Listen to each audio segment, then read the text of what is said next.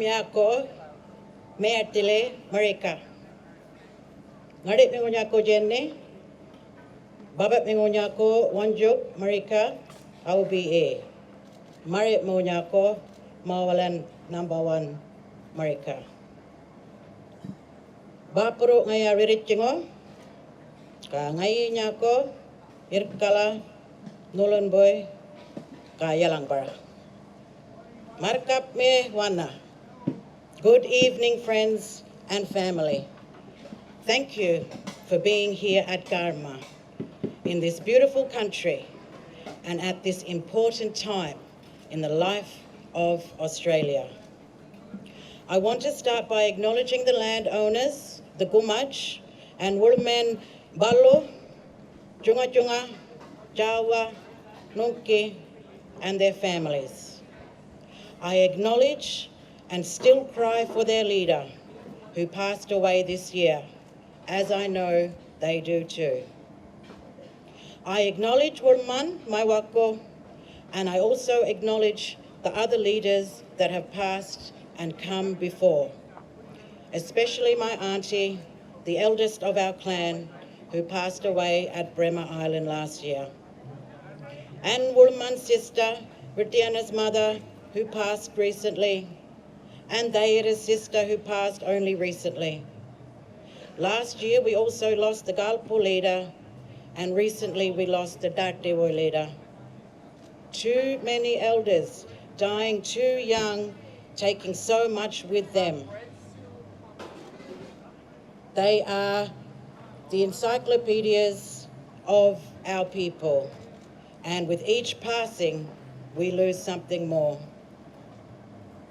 I am joined by my mother, my children, and my family here tonight, and I thank them for the ceremony and the strength they have given me and for keeping the sacredness of our law strong. Like Mawalan, my clan is Ririchingo. My father is Wanjuk Marika OBE, and Wanjuk's father was Mawalan #1. My grandfather was here at the beginning in the 1930s when incursions started into our land and the cattlemen came and the policemen came bringing harshness and terror. Up until the start of the 20th century, the clans of Arnhem land had traded successfully with the Macassans for centuries. And this history remains in our language, our thinking, and our DNA. My grandfather and my father Wanjuk were also here to welcome the missionaries when they first came to Yirkala. And later, when the miners came, they resisted them and were authors of the Bark Petition and originators of the Gove Land Rights case and then the Land Rights Act. This was the start of a tradition using the skills and knowledge, the Jumbach of the Yolngu world to engage with the rest of Australia. It is a tradition that of course continues here at Garma and in the art, music, oratory and diplomacy of Yolngu leaders. Tonight, I want to speak as a Ririchinga woman, a Gurnitpir woman, about what I have learned growing up in the Yolngu world and the worldview that guides me in my life. Firstly, we were taught as Ririchinga people to believe in perpetual motion, to always move forward and to embrace what lies ahead.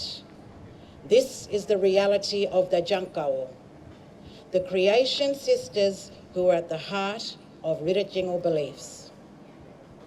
The Jankawo travelled from the east, from the island of Buralko, and their journey was guided by Banumbir, the morning star, until they arrived at Yalangbara.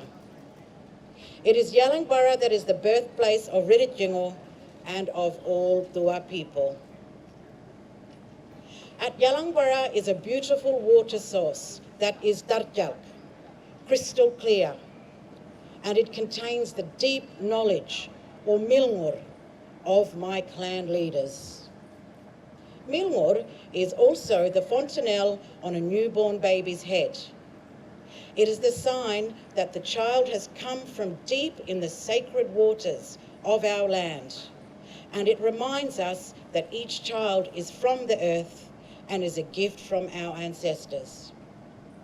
It also tells of the purity of children and that as a child grows, the sacredness of the milngur remains in each and every one of us. This gives us a deep and everlasting connection with the land. When the Uluru statement says that we have come from the land and to the land we will return, it reflects the truth of the Aboriginal and Islander relationship with Australia. This Yolngu philosophy came organically as it reflected the concepts of Yotu Yindi and Garma to create balance and fairness despite difference. It also required strength. This is Jambach. Diplomacy is in our DNA as Yolngu people, but I often wonder how it was that my father and grandfather made sense of the world that formed around them. There was a new language, a new religion, new laws, with new authorities to enforce those laws. Our language, our religion, and our laws, as well as our philosophies, were dismissed and cast aside. When we spoke, we were not listened to. My father, Wanjuk, Marika, OBE, was Jambach, a man of the highest degree and excellence. The world knew my father as a famous artist. Less people know that he was the first Yolngu person to have a passport, but it took him 6 years. He had to have the consent of the Protector of Aborigines because Aboriginal Australians were not yet counted as citizens. A public servant had to tick him off as Australian first, and even then, it took 6 years. But as with the Jankawo, he kept moving forward. That is Jambach. Jambach is our way of thinking about ourselves, our past, present, and future. The power of our profound, multifaceted, multidimensional, and inextricable internet connection to the cosmos. Jambach is everywhere around us. The individual and collective excellence of Yolngu that we see every day. Jambach is the countless footsteps our ancestors have walked before us. Like the trajectory of the Jankawo, each step forward adds to the 65,000 plus years of the deep wisdom and knowledge systems of our people. My father used to say, there is no distinction between art and life.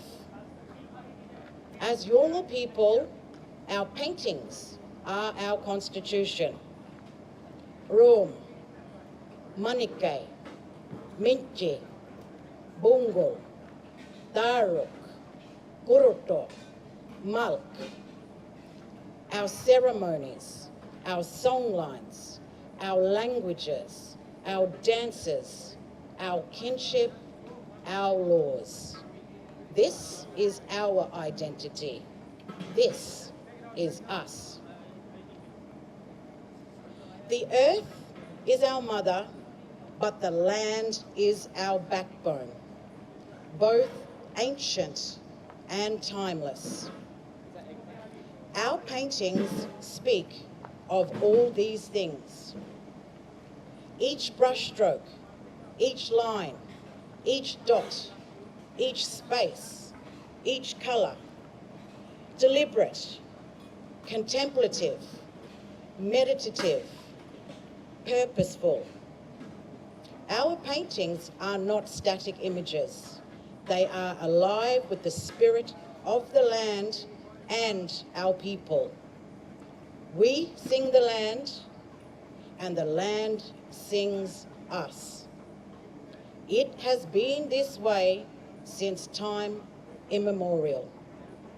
There is no distinction between art and life. As I look around Gulkula and see you all gathered here under the stars in the stringy bark forest tonight, I know that this is the very essence of reconciliation. We are all part of this. Yolngo, Kabalanda, Rambangi, together. Just like the mixing of salt water and the fresh water, when two cultures come together, there are always differences, bubbling, turbulent. But the murky waters can become clear when we take the time to rest in the stillness.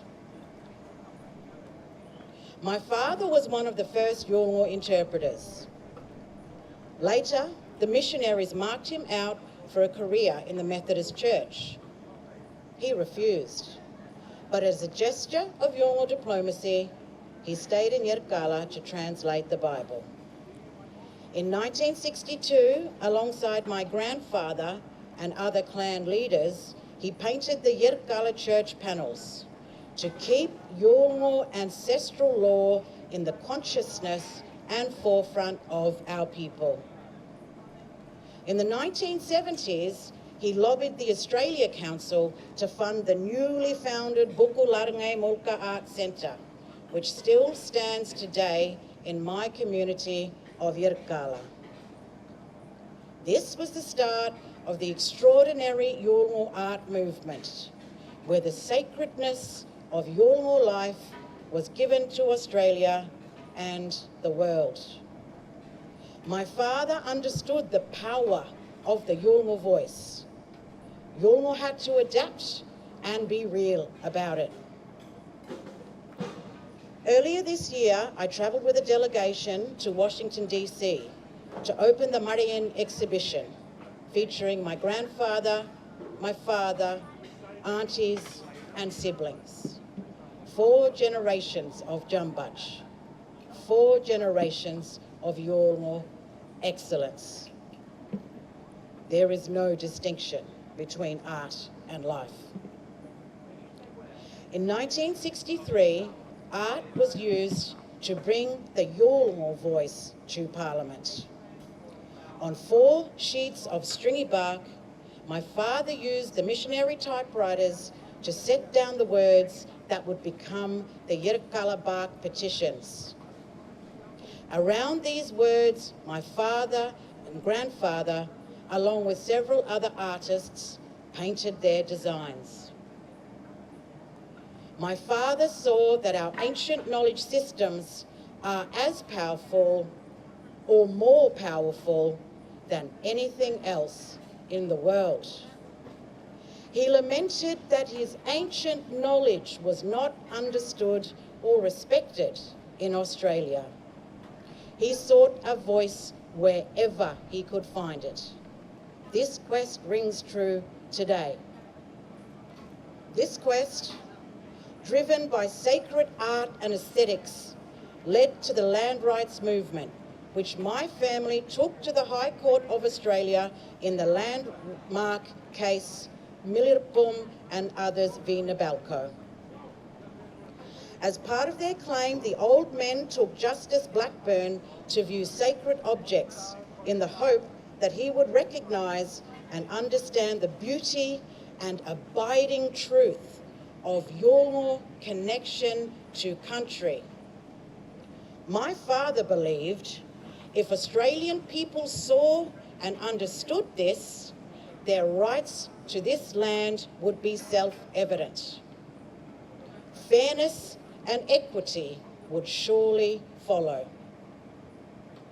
My father gave evidence to Justice Blackburn and was broken-hearted when Australian law rejected the truth of our title.